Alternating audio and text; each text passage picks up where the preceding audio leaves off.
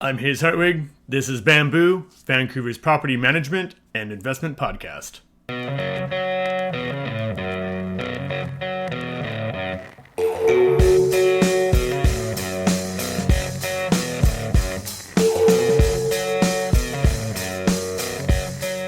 Hello, everyone, and welcome to the show. Today, we are here with Jordan Kofsky, the Mortgage Geek. Yeah, hello. Right? Yeah, I love that intro. Thank you. That is a hell of a moniker you got. Thank you. Why the Mortgage Geek? To be honest, actually, there's a really great comedian that I love. His name's Tim Minchin, and he's a rock and roll nerd. And ever since I heard that, I was like, I love that. And I loved the Mortgage Nerd. I loved all those ones. But then the Mortgage Geek just rolled. It kind of pops. Yeah. I thought of Geek Squad. And then I do mortgages, so the Mortgage Geek. And I love to geek out about mortgages, which is kind of how this works. That actually is. So we actually just talked right before we jumped on the air here. What did you used to do before mortgages?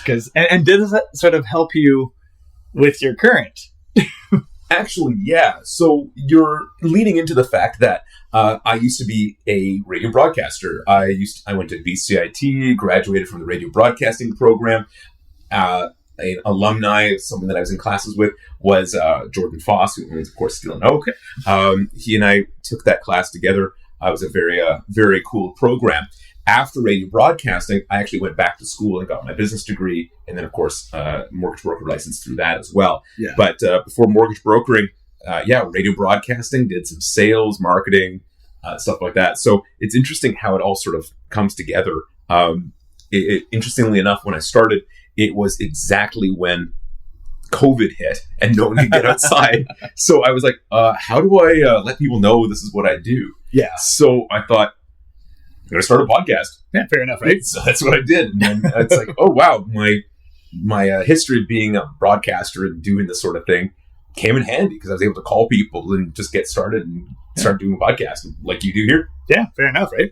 I guess it all comes down to people. Like I've come back from used to work in pubs and casinos and all that sort of stuff. So a lot of people who come through the nightlife and service industries end up as realtors and mortgage brokers and property managers and all that sort of thing. It's interesting when you think about that because in a way, actually when I was in university, I had to get, I worked as a server and bartender and all that stuff as well.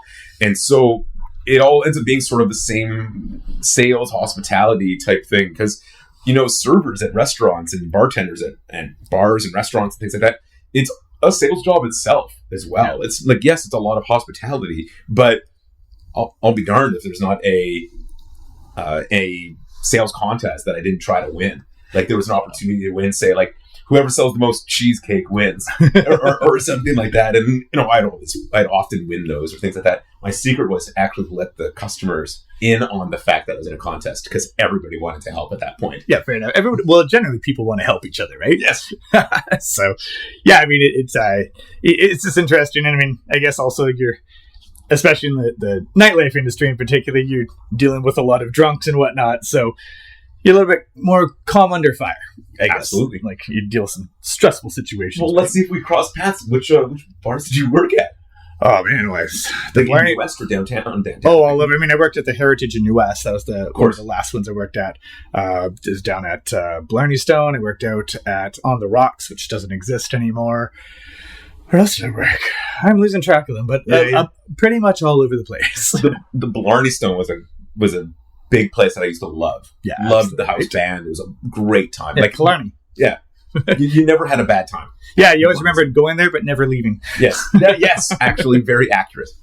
So I guess we should probably get into it. Otherwise, we're going to have a different style of podcast. Yeah, right. So I guess we'll start off with what everyone's jibber jabbering about is the rate freezes. What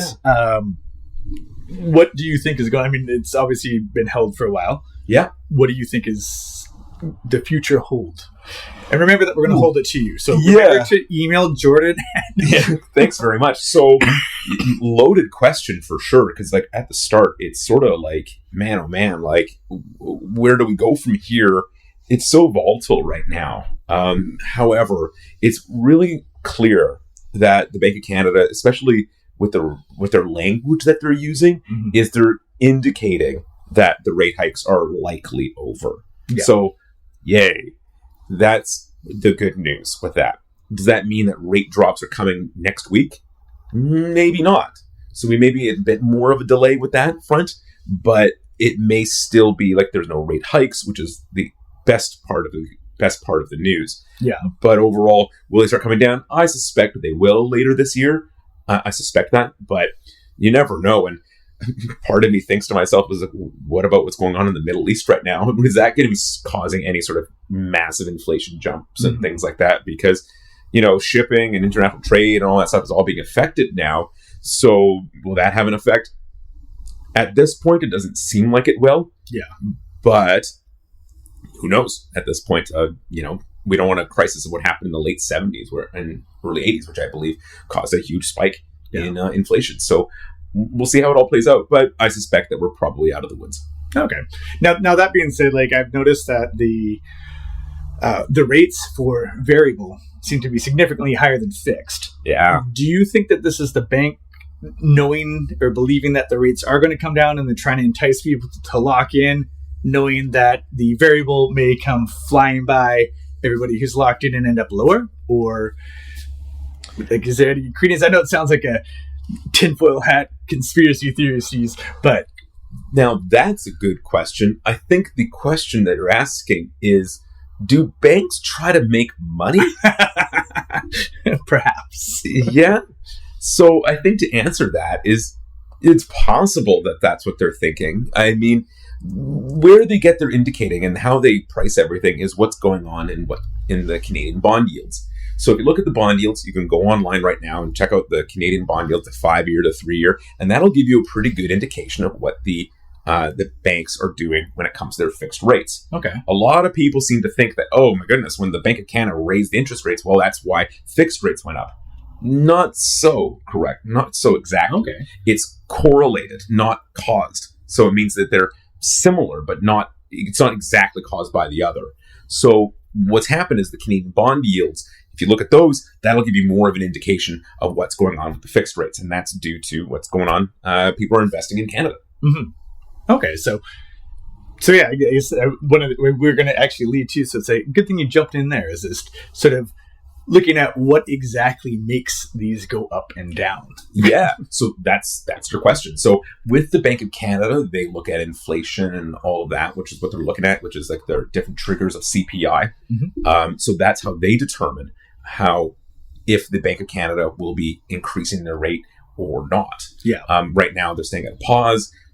The governor has said, and as well as the assistant governor has also said recently, is that essentially that we're going to keep everything where it's at, let it sort of marinate into the economy, and we'll see how it plays out in the next few months. Yeah. And then we'll start looking at potential rate drops. They have not indicated that they're going to be increasing it, so that's what we're saying. So that's what we're kind of expecting. So they look at CPI, they look at inflation, how things are going up.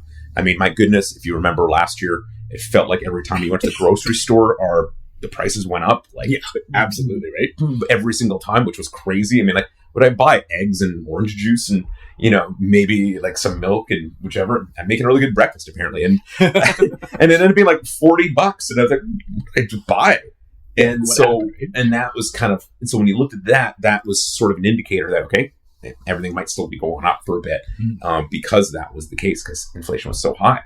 Now that everything's sort of leveling off and doesn't seem to be going up every single time, doesn't mean it's not high now, but it is where it is. Yeah. It means that at least we're out of the woods and no more further increases. So hopefully we'll start seeing some decreases. And that's what they see it from.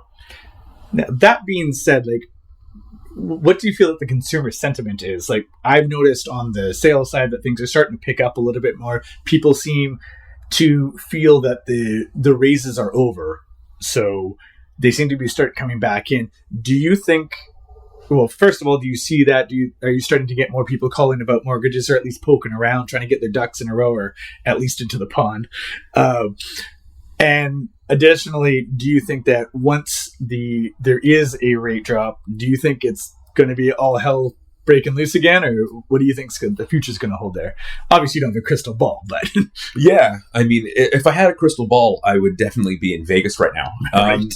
But more importantly, I think to look at it from that perspective, and what are people doing? You're right. I'm starting to see more people come out of the woodwork, for sure. What I do find, though, is, and I say this to all the realtors that I work with, is that mortgage brokers seem to be about 4 to 6 weeks behind realtors for whatever reason. So realtors start getting busier. It hasn't quite trickled down to the mortgage brokers yet. We're it's sort really of like, weird since you're the guys with the money, with the finance. Yeah, I know. Because a lot of people like to talk to the realtor first, which is another sort of peculiar thing about the industry. Because you think that people would want to talk to the finance guy to make sure the person can afford what they're trying to do. Exactly right. However, consumers act the way that they do for a reason. So I always find that we're about 4 to 6 weeks out. So with that in mind, though, we are starting to see some increases. More people are getting interested. More people are wanting to get, at least, as you say, get their ducks in the pond. Never mind, not necessarily get their ducks in a row yet, but they're going, hey, maybe I'm going to start thinking about what's going on in the industry now. Maybe I'm going to get on that market now and see what's out there. But definitely people are looking for a good deal still. Yeah, and speaking of people looking for a good deal, I find that speaking with a lot of the buyers, they always start off with saying that they're going to go to the bank, and they're not really interested in talking to a mortgage broker and all that. Why would somebody come to a mortgage broker? Sell yourself, sir. Yeah. Well, that's a great question. I mean, how I look at it in a lot of ways is it's not necessarily just about the rate. And a lot of people just go into like this idea of, well, I just saw that the rate's important, so therefore I'm going to do that. People need to get educated and really know exactly what they're getting into. You're getting a pretty significant loan. Like, sometimes it's the most important and biggest financial decision you're ever going to make. You know what I mean? Or at least at this point. I don't think I personally have ever spent more money on it. Yeah.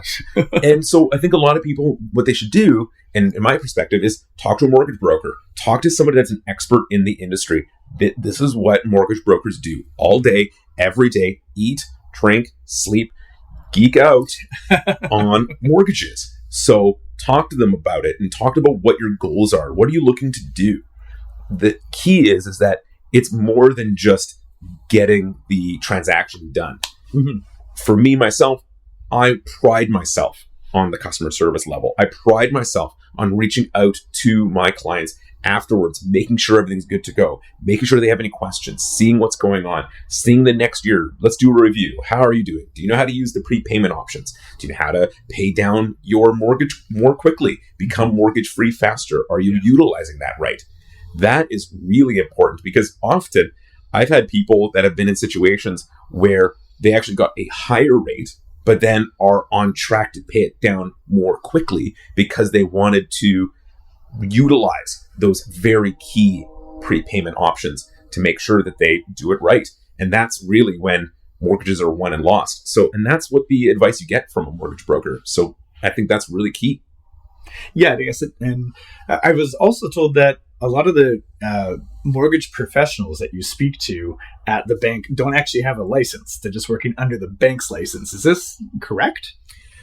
Well, I don't want to say exactly what goes on at with everybody, but I'm confident that that's a very accurate statement. There's articles about that if you look on the Globe and Mail and things like that. I do remember seeing that, and actually there are things like they spell advisor with an O instead of an E or something like that, and that actually indicates like other things about it as well, and which is really fascinating. But it's true.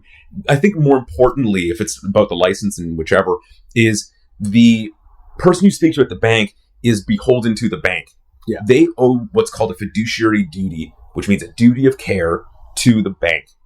That's it. So that means if client A goes and speaks to the teller and tells them exactly what they want to do, the teller can take all of that information and essentially use it against you to get a better opportunity for the bank. This isn't to say that they'll do it on purpose or anything like that, or they're bad. Like, that's not that. Yeah. But they're not necessarily equipped to put the client in the best position looking forward. And that's, again, what you get from a mortgage broker.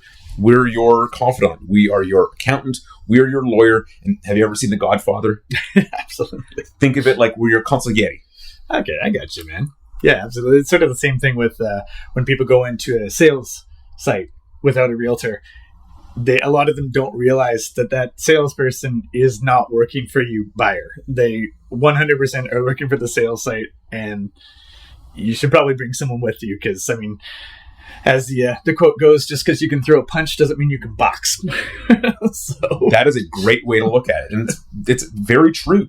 And so I think it's always really good to get as much information as possible. Yeah. And I'll be the first to tell you, hey, if I believe that you could do better at a different institution, go do it. Yeah, absolutely. I pride on that honesty and that integrity. And that's really important to have that conversation and make sure that we're all on the same page together.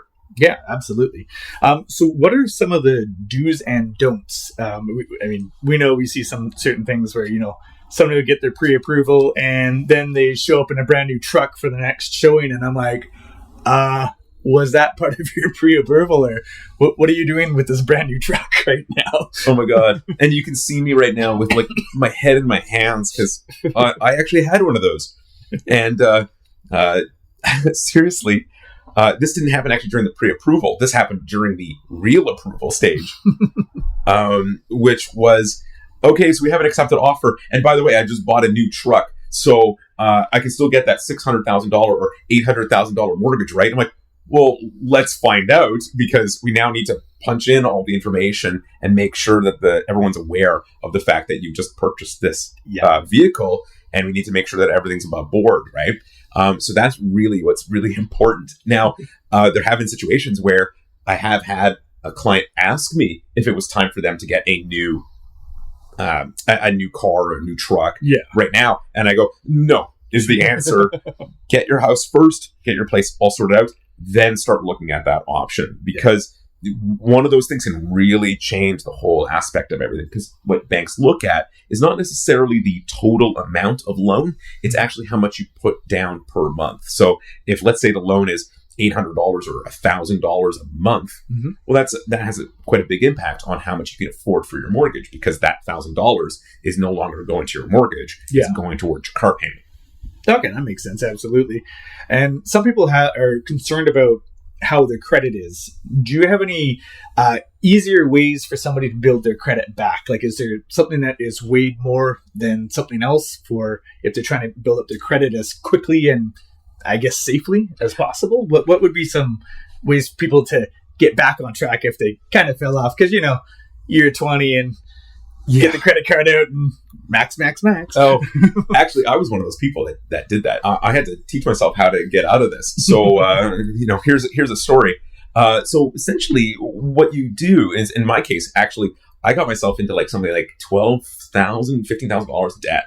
And that was credit card debt, which is not fun to get out of. 18% plus kind of going. Oh my God. And on top of that, I forgot to pay a couple of times. Oh, man. And then it turned into 22%. It was wild to deal with. So don't do that.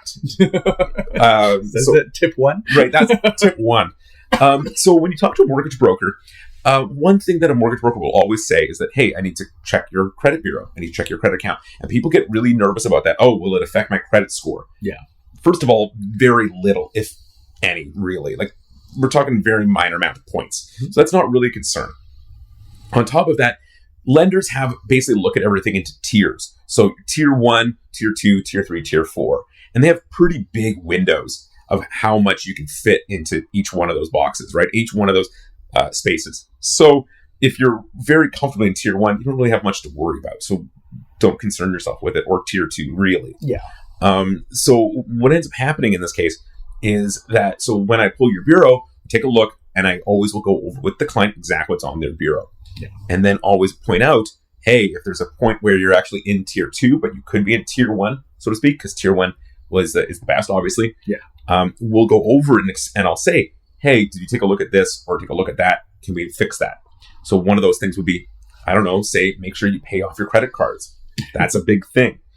Make sure you keep everything in line and along those fronts, right? So, but more importantly, But my favorite thing that a lot of people miss is if you take a look at your credit card and your credit card is, say, has a balance of, say, $3,000. Mm-hmm. That's it. That's the total limit that you can put on that card. A lot of people think, well, I put $2,000 on it, $2,500 on it, and then pay it off right away. That's good. While that is good, I'm not saying it's not. Actually, what happens is that your credit utilization is quite high. Oh, okay. And if your credit utilization is quite high, it actually hurts your credit score. So if you actually, it's better to have, say, your credit card at, say, $10,000 and taking only $2,500 out. Yeah. And then paying that off, because you're showing far less use of that credit card. It goes into the algorithm a different way. Mm-hmm. So that's a really big key that people sort of miss. I had a client once that had $2,000. That was it, only allowed on their credit card. Mm-hmm. And they once one time went up $2,000 to $2,200 because they had to buy tickets on a plane to go home. Yeah. There was an emergency. They had to head home to another country. It cost about $2,200 for both of them to go for a round trip. And that crushed their score. And it took a little while for us to fix that. And it's because even though they paid it off right away, the fact that it went over at one point affected their score. And that's something you want to avoid. So the biggest, easiest one to pay attention to, other than paying off everything, is, of course, your credit utilization. Take a look and see and make sure that actually you apply for those higher amounts on your credit cards. Don't go up that high. Have some self-control. Yeah. But make sure that you actually have a higher utilization, or you have a higher amount that you can utilize, but don't go up that high. Okay, yeah. It's almost sort of like you're showing the creditors that you have control. You're not going to go and blast it to 10,000 just because you can, right? That is a very good way to look at it. Absolutely. It's almost the show me state, if you will, of credit. Yeah. Prove it. So we've been talking a lot of stuff about here, and a lot would apply more to first-time buyers who, I mean, there a lot of the younger generation in particular is thinking they can't make it in, which it seems that there's a bit of a shift almost. At least I've been hearing more from younger generations saying like, yeah, maybe I can give this a crack, you know what I mean? And sort of understanding that, you know, you have to build through things and get that crappy one-bedroom apartment with shared laundry, you know what I mean? It's not the Taj Mahal that you're hoping for, but you got to jump through the hoops to get there, you know? It's one of those conversations that I have with a lot of our buyers and investors, and that is that, you know, your first car was that beat up 91 Civic that you had to pull the e-brake up one click to get the running lights to work and stuff, you know? Yeah. So they got to start somewhere. So there are some first-time buyer programs that are out there.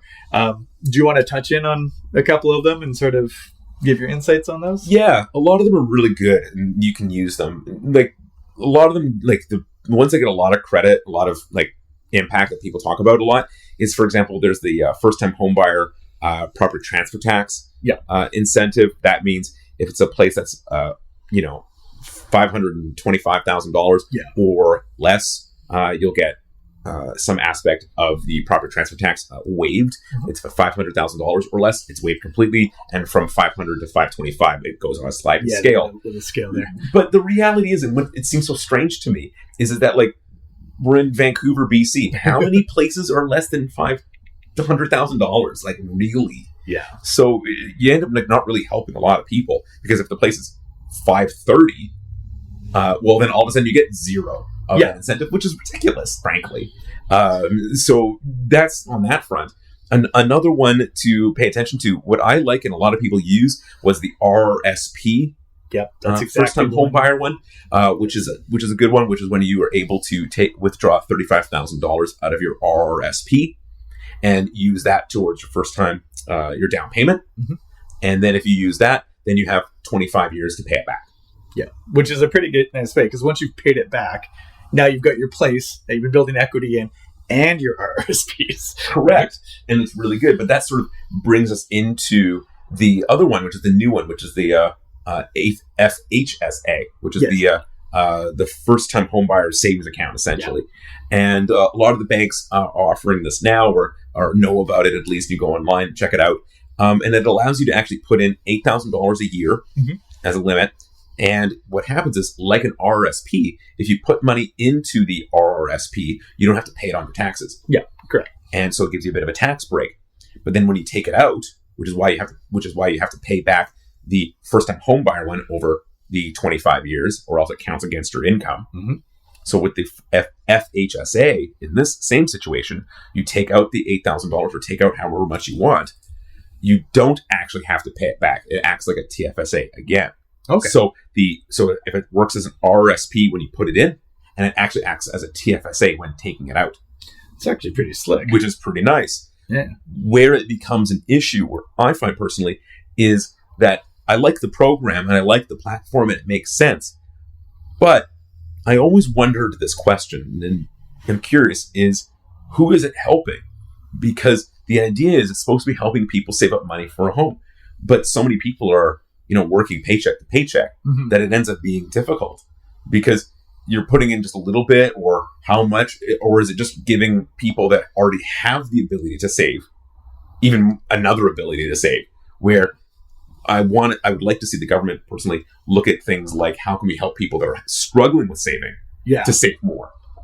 That's one thing. But overall, I think it's a really good program for anybody that's in the market or getting interested into the market. I wish I used it when I bought my place.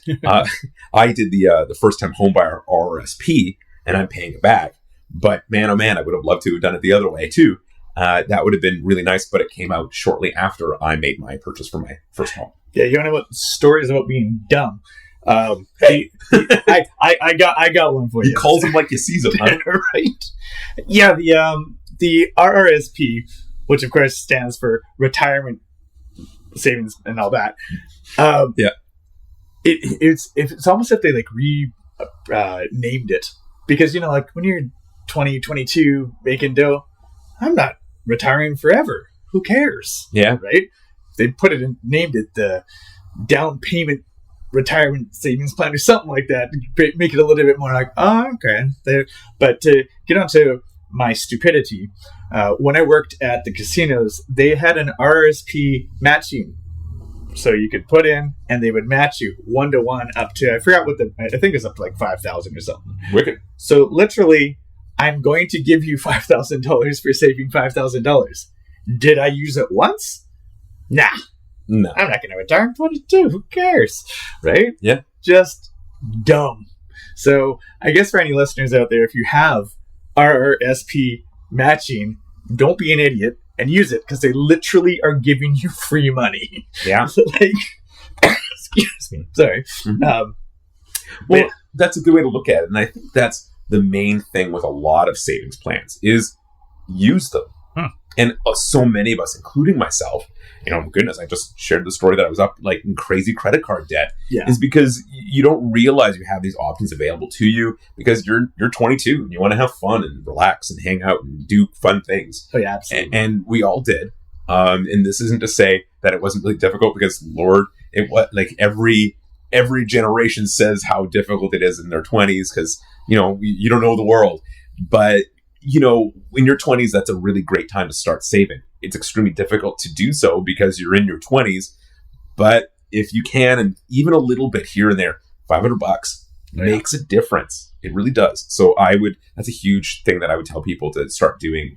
Young people now is just like, start it right now. This is not to say that I'm old, but it's something I wish that I did when I was, 22. Then that was not that long ago. I promise.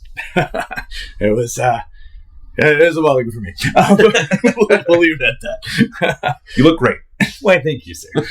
So, yeah, with the savings, it's one of those things that, I started fairly young purchasing real estate, but mostly because I'm a third-generation realtor, so I had a violent push into go buy something, don't rent, blah, blah, blah kind of thing, right? It's a little bit different, obviously, for the younger generations now because we're in a significantly tougher time. Yes. I'm not taking that away. And no, it's not from avocado toast or whatever the nonsense was that was going around for a while. I have to say that about the avocado toast. That always makes me laugh because it's like, $3 a day. And then, if you say that $8 a day, it'll definitely add up. It ends up being something like, over the course of 5 years, like, $30,000 or something like that, which is good. I'm not saying that.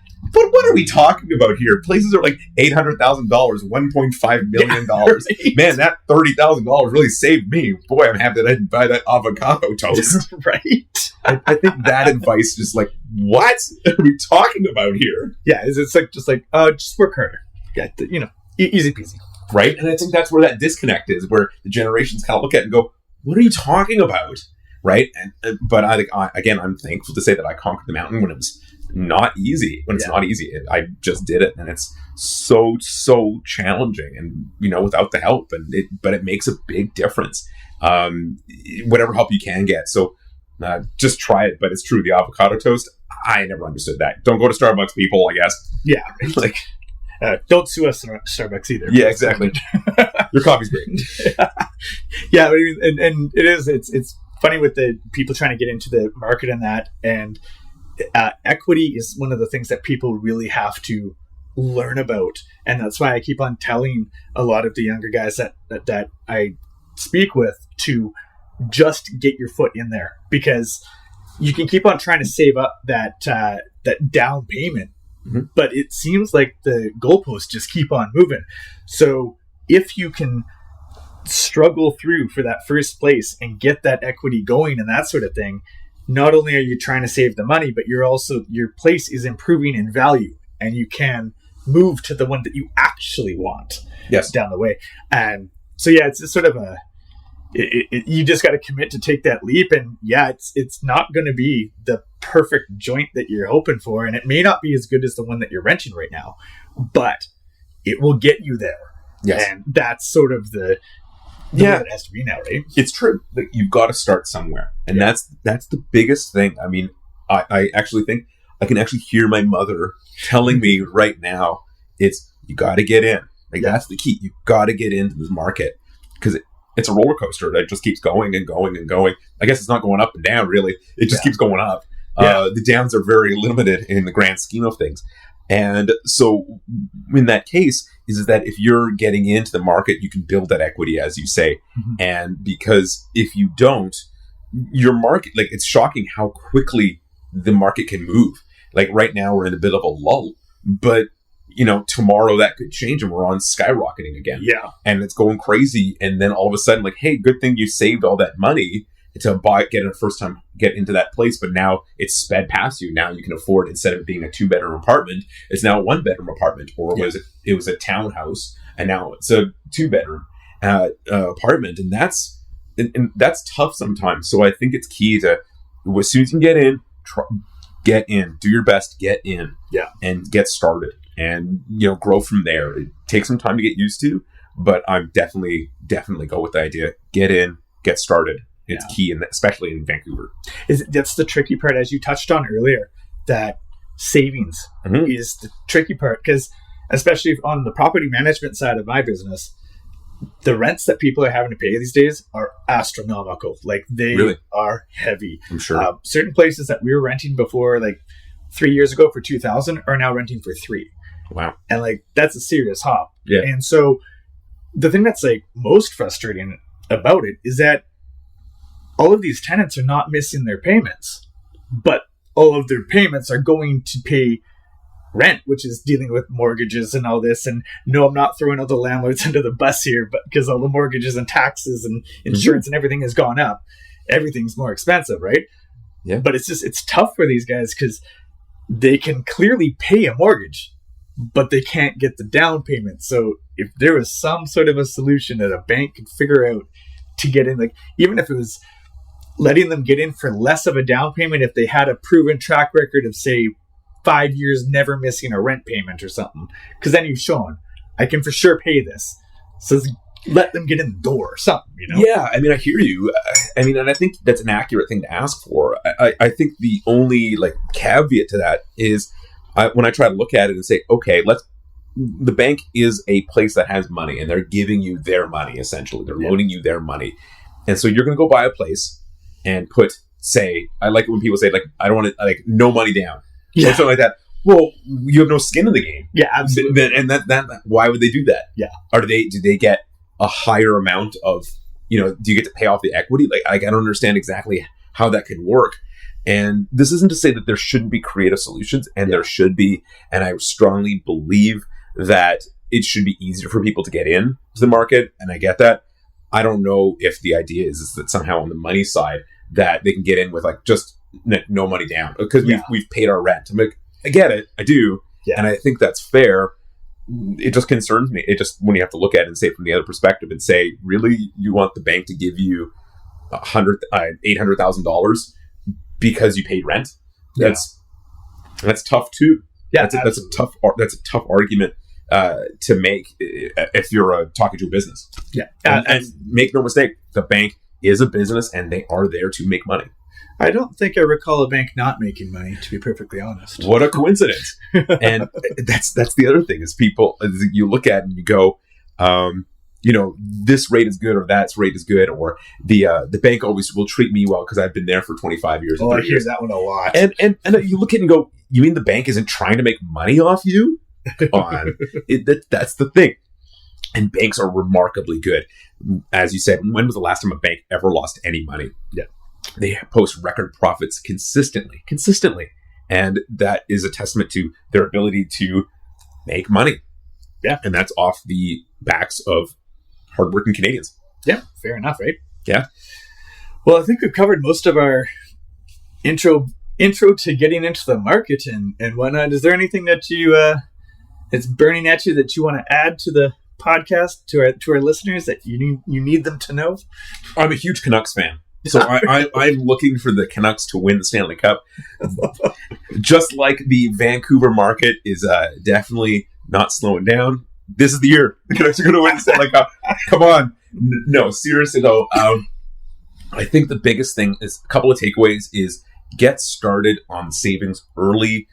Do what you can. I mean, $100, $500, $1,000, $10, whatever. Everything will help. Number 2 is when you get in.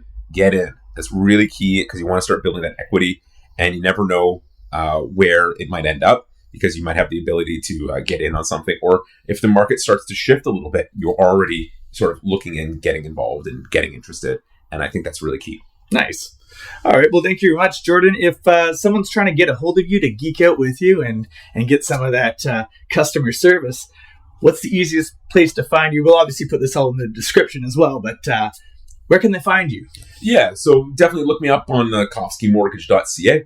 That's super easy. You can Google me, Jordan Kofsky, mortgage broker. I'm on there with my reviews and everything like that. You can do that. Or just, give me a call. But, I can put the number on here, but I guess it'll be easier to read it on the description or on my website. Let's go from there. All right. Well, thank you very much, Jordan. And if you've been listening this long, thank you very much for listening to Bamboo, Vancouver's investment and property management podcast.